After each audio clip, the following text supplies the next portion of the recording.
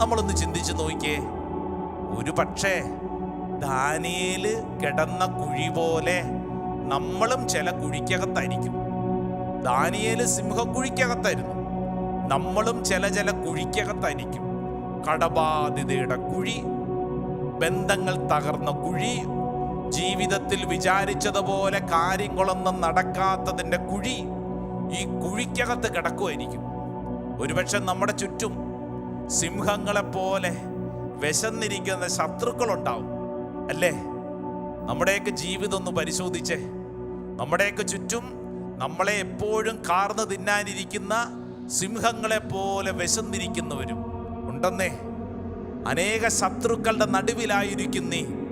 ഇതാ വചനം പഠിപ്പിക്കുകയാണ്, ദൈവമേ, അങ്ങെന്നെ ഓർമ്മിച്ചിരിക്കുന്നു, അങ്ങേ സ്നേഹിക്കുന്നവരെ അങ്ങൊരിക്കലും ഉപേക്ഷിക്കുകയില്ല.